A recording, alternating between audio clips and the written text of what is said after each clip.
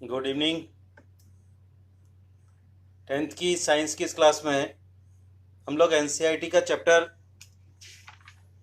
6 पढ़ रहे हैं, लाइफ प्रोसेस।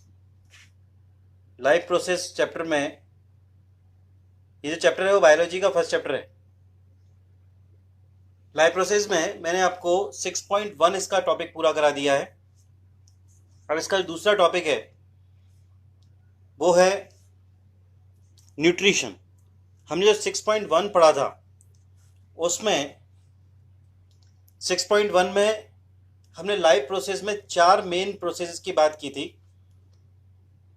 उसमें न्यूट्रिशन, रेस्पिरेशन, ट्रांसपोर्टेशन और एक्सक्रीशन, ये 4 प्रोसेस होते हैं जो किसी लिविंग ऑर्गेनिज्म में जरूरी है। इन 4 लाइफ प्रोसेस में से एक आज हम डिस्कस कर रहे हैं 6.2 में, न्यूट्रिशन। न्यूट्रिशन के बारे में आपकी बुक में लिखा है कि व्हेन वी वॉक और राइड अ बाइसाइकिल, जब हम घूमते हैं, वॉक करते हैं या फिर बाइसाइकिल राइड करते हैं, बाइसाइकिल चलाते हैं, तो we are using up energy, तो हमारी एनर्जी यूज होती है। एक तो तब होती है जब हम काम कर रहे हैं इस तरह का, even when we are not doing any apparent activity, और हम कोई ऐसी अपेरेंट एक्टिविटी नहीं करते, तब भी हम कोई इस तरह की अपेरेंट एक्टिविटी नहीं करते हैं, तब भी हमारी एनर्जी कहीं ना कहीं लूज होती है। ठीक है, ऐसा इसने बताया है। आगे लिखा है energy is needed to maintain a state of order in our body.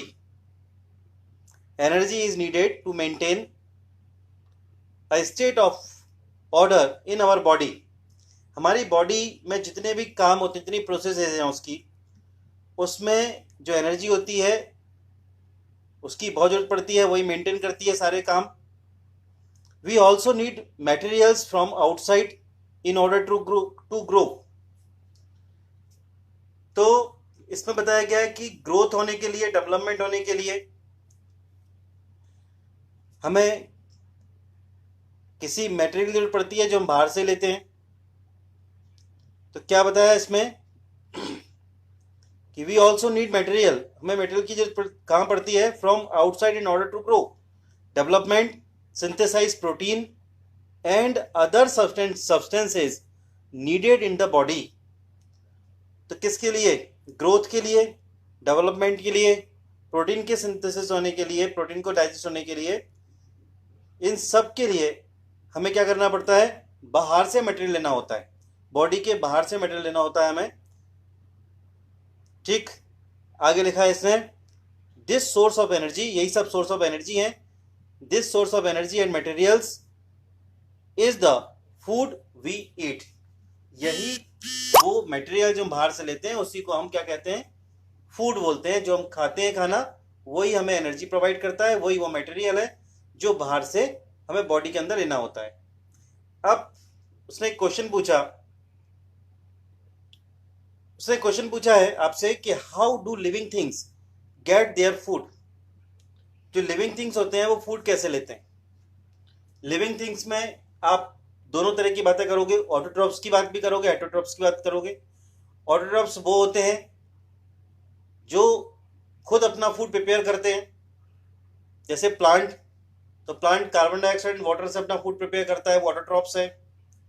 और जो प्लांट का यूज करते हैं, जो कॉम्प्लेक्स फूड का यूज करते हैं, वो होते हैं हेटरोट्रॉप्स, जो दूसरों पर डिपेंड करते हैं, जो अपना फूड खुद प्रिपेयर नहीं करते। अब इस टॉपिक के अंदर पढ़ते हैं क्या लिखा है। इसमें लिखा है the general requirement for energy and materials is common in all organisms. ये बात बिल्कुल सही है कि जितने भी ऑर्गेनिजम्स हैं उन सभी में एनर्जी की और मटेरियल की जरूरत पड़ती है। ठीक है, और उन सब में एक जनरल रिक्वायरमेंट रहती है, माने सबको एनर्जी चाहिए, सबको मटेरियल चाहिए जो उसको एनर्जी प्रोवाइड करेगा। ठीक है, some organisms use simple food materials, some organisms use simple organisms but it is difficult in different ways. फिर से पढ़ता हूं मैं। The general requirement of energy and material is common in all organisms but it is fulfil in different ways. बिल्कुल ये बात सही है। उसने बताया कि रिक्वायरमेंट तो हर एक लिविंग ऑर्गेनिजम्स को होती है, बट उसे फुलफिल करने के तरीके अलग अलग होते हैं। समझ में आ रही है आपको बात? क्वेश्चन क्या था कि how do living things get their food, living things को फूड कहां से मिलता है? तो उसने बताया कि the general requirement for energy, energy की जनरल रिक्वायरमेंट के लिए या मटेरियल के लिए जो नीड है वो सारे ऑर्गेनिज्म, लिविंग ऑर्गेनिज्म के लिए एक जैसी होती है, बट उनको फुलफिल करने के जो वेज हैं, उनके तरीके हैं, वो अलग अलग होते हैं। अब सुनिए, some organisms use simple food materials, कुछ ऑर्गेनिजम्स सिंपल फूड मटेरियल का यूज करते हैं obtain from organic source in the form of carbon dioxide and water. कौन करता है ऐसे? ऑटोट्रॉप्स करते हैं, प्लांट करते हैं। क्या करते हैं वो? बाहर से ऑर्गेनिक सोर्स और वाटर को लेके, माने कार्बन डाइऑक्साइड ऑर्गेनिक सोर्स है और वाटर के साथ में अपना फूड प्रिपेयर करते हैं। दीज ऑर्गेनिजम्स द ऑटोट्रॉप्स, ये ऑर्गेनिजम्स ऑटोट्रॉप्स होते हैं। इंक्लूड ग्रीन प्लांट, इसमें ग्रीन प्लांट आते हैं, एंड सम बैक्टीरिया, कुछ बैक्टीरिया जाते हैं जो अपना फूड खुद प्रिपेयर करते हैं, ऑटोट्रॉप्स होते हैं। करेक्ट। आगे लिखा है other organisms utilise complex substances. दूसरे ऑर्गेनिजम्स वो होते हैं, यानी जो ऑटोट्रॉप्स नहीं होते, ऐसे दूसरे ऑर्गेनिजम्स वो होते हैं जो कॉम्प्लेक्स सब्सटेंस को यूज करते हैं। तो other organisms utilise complex substance, these complex substances have to be broken down. अब वो कॉम्प्लेक्स सब्सटेंस है, सबसे पहला काम क्या होगा? उसको सिंपलर सब्सटेंस में तोड़ना पड़ेगा। तो लिखा है have to broken down into simpler one before they can be used for the upkeep and growth of the body. Body में, उसकी बॉडी में ग्रोथ के लिए और दूसरे कामों करने के लिए वो यूजफुल हो। इसमें सबसे पहला काम होता है कि जो कॉम्प्लेक्स फूड आपने लिया है उसको सिंपलर सब्सटेंसेस में तोड़ा जाए, उसको ब्रेक किया जाए। ठीक, सबसे पहला काम यह है before they can use for the upkeep and growth of the body. To achieve this, इस काम को करने के लिए क्या होगा? Organisms use biocatalyst and enzyme. इस काम को कौन करता है? इसको बायो कैटलिस्ट करते हैं और एंजाइम करते हैं। आपको मालूम है आपकी बॉडी में बहुत सारे एंजाइम होते हैं जो बॉडी के अंदर बहुत सारे डिफरेंट केमिकल एक्टिविटीज होती हैं, उनके रेट को मेंटेन करते हैं, उन एक्टिविटीज को पूरा कराते हैं। तो इन्हें बायो कैटलिस्ट बोलते हैं और एंजाइम भी इन्हीं को कहते हैं। बात आ रही है ना आपको समझ में? अब आगे बढ़ते हैं। Thus, the heterotrophs survive depend directly or indirectly on autotrophs। ये बात आप बचपन से पढ़ते आ रहे हो, छोटी क्लासेस से आपने पढ़ा है कि जितने भी हेटेरोट्रॉप्स होते हैं वो किस पे डिपेंड करते हैं? डायरेक्टली इनडायरेक्टली वो ऑटोट्रॉप्स पे ही डिपेंड करते हैं। जैसे हम लोग हैं, ह्यूमन बींग्स है या एनिमल है, तो प्लांट पे डिपेंड करता है। तो प्लांट क्या है? ऑटोट्रॉप्स है। हम लोग किस में आते हैं? हेटेरोट्रॉप्स में आते हैं। तो जितने भी हेटेरोट्रॉप्स हैं वो किसी ना किसी तरह से डायरेक्टली अथवा इनडायरेक्टली किस पे डिपेंड करता है? ऑटोट्रॉप्स पे डिपेंड करता है। Heterotrophic organism include animal and fungi. अब हेटेरोट्रॉप्स में कौन आते हैं? तो एनिमल और फंगाई उसमें हेटेरोट्रॉप्स में आएंगे। ओके, अब जब हमने दो कैटेगरी बना ली, जो अपना फूड खुद प्रिपेयर कर रहे हैं ऑर्गेनिक सब्सटेंस से और वाटर से, कार्बन डाइऑक्साइड और वाटर से, वो ऑटोट्रॉप्स हो गए। और ऑटोट्रॉप्स जो डिपेंड करते हैं, कॉम्प्लेक्स सब्सटेंस लेते हैं, फिर सिंपलर में उसको ब्रेक करते हैं, ऐसे होते हैं हेटेरोट्रॉप्स। तो पहले डिस्कस करते हैं हम लोग ऑटोट्रॉपिक के बारे में। ऑटोट्रॉपिक न्यूट्रिशन क्या होता है, कैसे प्लांट अपना न्यूट्रिशन तैयार करता है और कैसे उसके अंदर न्यूट्रिशन का जो प्रोसेस है वो पूरा होता है। करेक्ट। तो पहले हम पढ़ रहे हैं प्लांट और कुछ बैक्टीरिया के बारे में जो ऑटोट्रॉपिक न्यूट्रिशन लेते हैं। सुनिए, carbon and energy requirement of the autotrophic organisms are fulfilled by photosynthesis. Carbon and energy requirement, ठीक है, ऑफ द ऑटोट्रॉपिक ऑर्गेनिज्म, जितने भी ऑटोट्रॉपिक ऑर्गेनिज्म है जो अपना फूड खुद प्रिपेयर कर रहे हैं, उसको क्या चाहिए? कार्बन और एनर्जी। वो कहां से फुलफिल करता है, कैसे फुलफिल करता है? वो फोटोसिंथेसिस की प्रोसेस से उसे फुलफिल करेगा।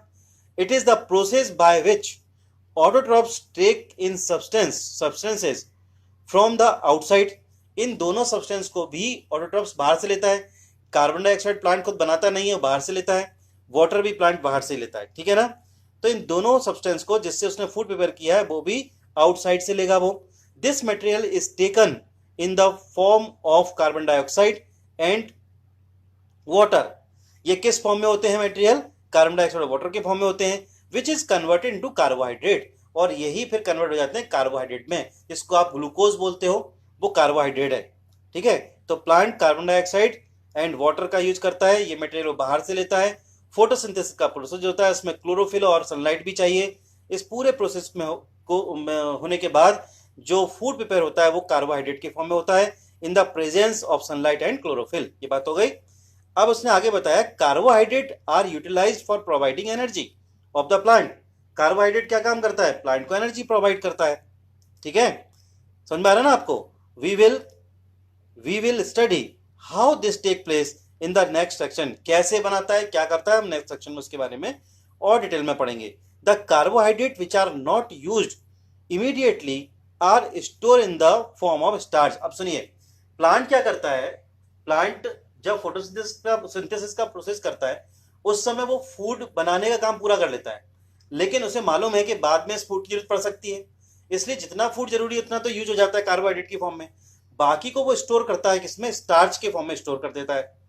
वो प्लांट के अंदर ही स्टोर रहता है कि जब उसे फूड नहीं बना पाएगा, जैसे रात के टाइम पे फोटोसिंथेसिस का प्रोसेस नहीं होता है, तब वो क्या करेगा? उस फूड का स्टार्च की फॉर्म में जो रख दिया है फूड उसने, उसका यूज करेगा। या फिर मान लीजिए सनलाइट उसे नहीं मिलती है या फोटोसिंथेसिस का प्रोसेस नहीं होता है, तब उस कंडीशन में उस स्टार्च को एज अ फूड वो यूज करेगा। मैं फिर से रिपीट करता हूं, the carbohydrate which are not used immediately, वो कार्बोहाइड्रेट का इमीडिएटली यूज नहीं करता है। Are store in the form of starch, वो उसको स्टार्च की फॉर्म में स्टोर करेगा, which serves as the internal energy reserve to be used as and when required by the plant. तो जब उसकी रिक्वायरमेंट होगी तब वो उसको यूज कर लेगा। ठीक, a somewhat smaller situation is seen in us where some of the energy derived from the food we eat in store our body in the form of glycogen। अगर हम अपनी बॉडी की बात करें तो हमारी बॉडी में वही फूड ग्लाइकोजन की फॉर्म में होता है। ठीक है, स्टोर हम भी करते हैं, लेकिन हम उसे किस फॉर्म में रखते हैं? ग्लाइकोजन की फॉर्म में रखते हैं। और प्लांट ऑटोट्रॉफ्स उसे किस फॉर्म में रखते हैं? उसे स्टार्च की फॉर्म में रखते हैं। करेक्ट, इतनी बात समझ में आ रही है आपको? अब थोड़ा और आगे बढ़ते हैं। प्रोसेस क्या होता है? फोटोसिंथेसिस के प्रोसेस में क्या कर रहा है प्लांट? तो कार्बन डाइऑक्साइड और वाटर, हमने रेस्पिरेशन पढ़ा था, आपने रेस्पिरेशन का प्रोसेस पढ़ा था जिसमें आपने ग्लूकोज को ऑक्सीजन से रिएक्शन करके ब्रेक डाउन किया था कार्बन डाइऑक्साइड वाटर में। देखो ये उसका उल्टा प्रोसेस है, जिसमें क्या बना रहा है? ये कार्बन डाइऑक्साइड वाटर से ग्लूकोज बना रहा है, ऑक्सीजन रिलीज कर रहा है और वाटर तैयार हो रहा है उसमें। ठीक है ना? ये कौन सा प्रोसेस है? फोटोसिंथेसिस। तो 6CO2 प्लस 12H2O गिव्स, ये मैंने बैलेंसिंग नहीं कर पाई थी, छूट गई थी मुझसे, कर लेना इसको।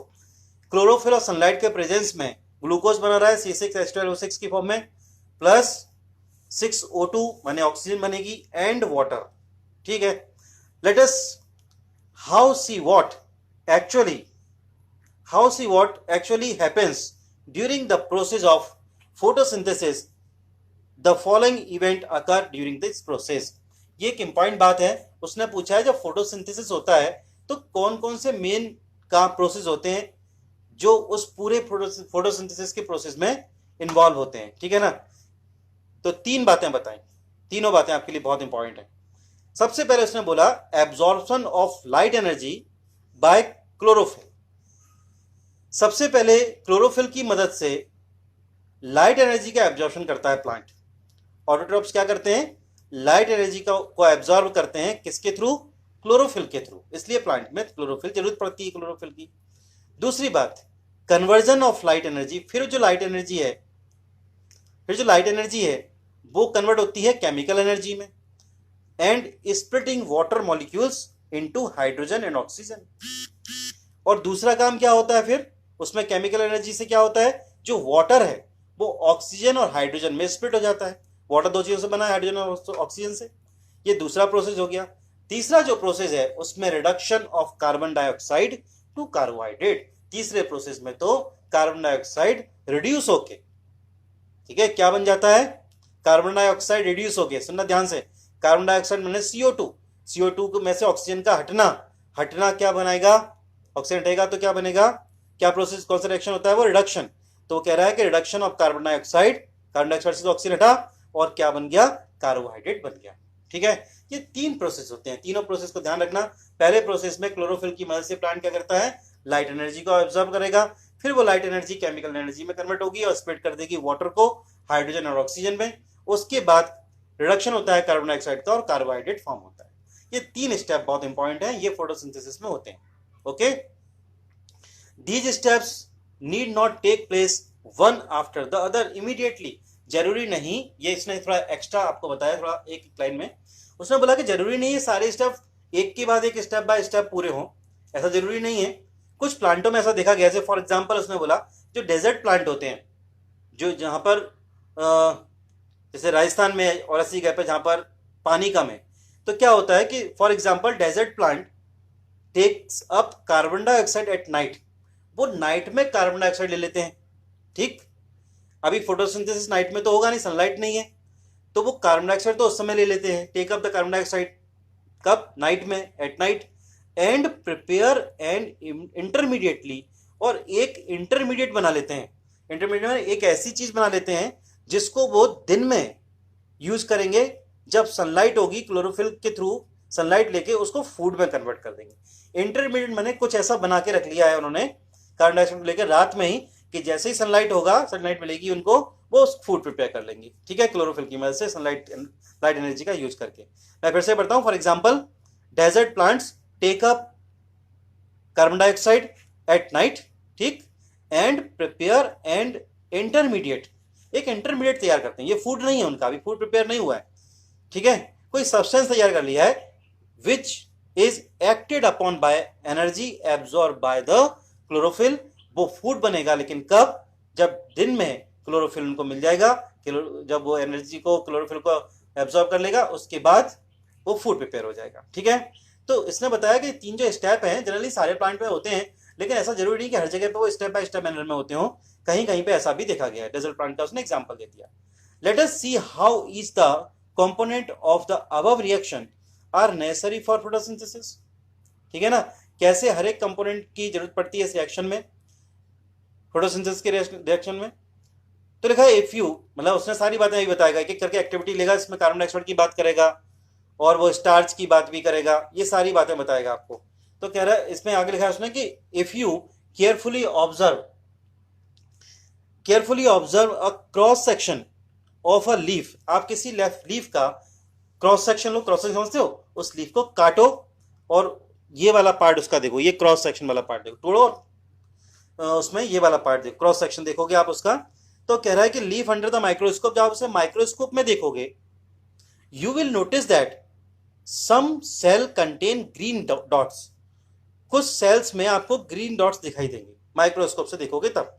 ये आप पहले 9th क्लास में भी आपको बताया था, क्लोरोप्लास्ट जब बता रहा था उसने यही बोला था कि आप जब माइक्रोस्कोप से उसको देखते हो, इलेक्ट्रॉन माइक्रोस्कोप का यूज किया है उसमें, तो आपको कुछ ग्रीन डॉट्स दिखाई देंगे लीव्स में। ठीक है, these green dots are cell organelles, ये सेल ऑर्गेनल है। सेल ऑर्गेनल्स क्या होते हैं, सेल के अंदर जो ऑर्गेनल्स काम कर रहे होते हैं वो सेल ऑर्गेनल्स हैं। इसी को हम क्या बोलते हैं, क्लोरोप्लास्ट बोलते हैं, विच कंटेन क्लोरोफिल। और क्लोरोफिल क्या है, ग्रीन पिगमेंट है जो लीव्स को ग्रीन करता है, वो आपको दिखाई देंगे।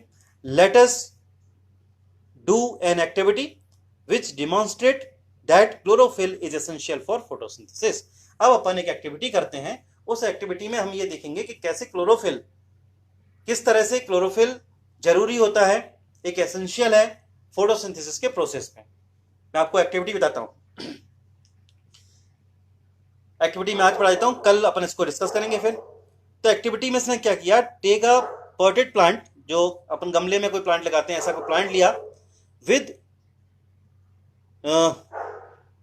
वेरिएटेड लीव्स। तो कौन सा प्लांट लिया उसने, फॉर एग्जांपल मनी प्लांट ले लिया या फिर कोई क्रोटॉन्स ले लिया। ठीक है, तो में से कोई मनी प्लांट आप इजीली जानते हो, आपके घरों में होता है वो। Keep the plant in the dark room, आपने क्या किया, ध्यान सुनना, ये सब हम जो पढ़ चुके हैं उसी बात को डिस्कस कर रहा है। Keep the plant in a dark room for 3 days, आपने 3 दिन तक उस प्लांट को डार्क रूम में रखा। अब आप समझ जाओगे, डार्क रूम में रखेंगे, सनलाइट नहीं मिलेगी, तो जो प्लांट है वो फूड प्रिपेयर नहीं कर पाएगा। जब वो फूड प्रिपेयर नहीं कर पाएगा तो फूड कहां से लेगा। आपने पहले पढ़ लिया था कि उसने फूड को स्टोर किया है स्टार्च की फॉर्म में, तो वो सारा का सारा स्टार्च को यूज कर लेगा, जब तक फोटोसिंथेसिस नहीं करेगा, वही फूड है उसका। ठीक है ना, तो जब डार्क रूम में रखोगे फोटोसिंथेसिस नहीं होगा तो वो क्या काम करेगा, स्टार्च का यूज करना शुरू कर देगा, so that all the starch gets used up, और वो इस तरह से अपना सारा स्टार्च उसने स्टोर किया था फूड उसको यूज करेगा। ठीक, now keep the plant in sunlight. अब आप क्या करो, 3 दिन के बाद उसको सनलाइट में ले आओ फॉर द अबव 6 आवर, और फिर आप उसे अबाउट 6 आवर आप उसे 6 घंटे तक बाहर रखो धूप में। प्लग अ लीफ, उसकी लीफ को तोड़ लो from the plant.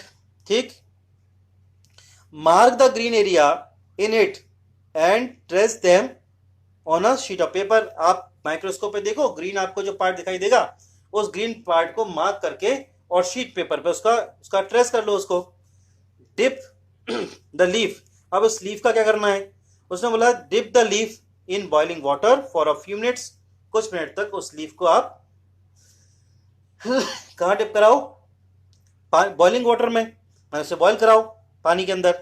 After this emerge in the beaker of containing alcohol, फिर आप उसे एक एल्कोहल की बीकर में डिप करा दो। इतना काम कर लिया, इतनी एक्टिविटी हो गई। केयरफुली प्लेस द, एल्कोहल है इसलिए केयरफुली उसने यूज किया है अल्कोहल में, क्योंकि अल्कोहल में आग लग सकती है। तो carefully place the above beaker in a water bath and heat till the alcohol begins to boil. तो आप उसे बॉइल कराना है, अल्कोहल को इसमें आपने डिप करा दिया था। What happened to the colour of the leaf, अब आप कलर देखो लीफ का क्या हो जाएगा। What is the colour of the solution, उस सॉल्यूशन का कलर क्या होगा ये भी आप देखो, जिसमें आपने डिप कराया था अल्कोहल वाले सॉल्यूशन में। हाँ, आपने क्या किया, उसको अल्कोहल सॉल्यूशन डिप कराया, फिर आपने निकाला और उसको साफ कर दिया। ठीक है ना। तो now dip the leaf in the dilutes, no ये तो आपने बॉइल करा ही दिया है। What happened to the colour of the leaf हो गया, वो भी हो गया कि कैसा सॉल्यूशन कलर होगा। आगे सुनिए क्या करेगा, क्या करेगा वो। How now dip the leaf in the dilute solution of iodine for a few minutes. अब आपने उस लीफ को लेके और आयोडीन के सॉल्यूशन में कुछ समय के लिए डिप करा दिया। Take out the leaf, leaf को बाहर निकालो and rinse off the iodine solution, और उसे धो लो। आयोडीन सॉल्यूशन पूरा साफ हो जाना चाहिए, ऐसा कर लीजिए। Observe the colour of the leaf, अब कलर देखो लीफ का कैसा है, and compare this with the tracing of the leaf done in the beginning. शुरुआत में जो आपने टेस्ट किया था उस समय जो कलर था, क्या अभी भी लीफ का कलर वैसा ही है, ऐसा उसने पूछा। तो what can you conclude about the presence of starch, आप स्टार्च के बारे में क्या कंक्लूजन निकलेगा यहां से, in various areas of the leaf. Okay, तो ये क्या कंक्लूजन होगा इसके बारे में अपन कल डिस्कस करेंगे, और बहुत सारी इंपॉर्टेंट बातें करनी है। आज जितना पढ़ा है उसको अच्छे से रीड करना, क्योंकि धीरे धीरे अब हम जो प्रोसेस है लाइफ प्रोसेस उसमें एंटर कर रहे हैं, उसमें न्यूट्रिशन के बारे में पढ़ रहे हैं, और न्यूट्रिशन में भी हमने ऑटोट्रॉफिक को सबसे पहले पढ़ा है, फिर हेटरोट्रॉफ्स के बारे में पढ़ेंगे। ओके, 1 मिनट का ब्रेक करो, फिर उसके बाद मैथ्स पढ़ते हैं।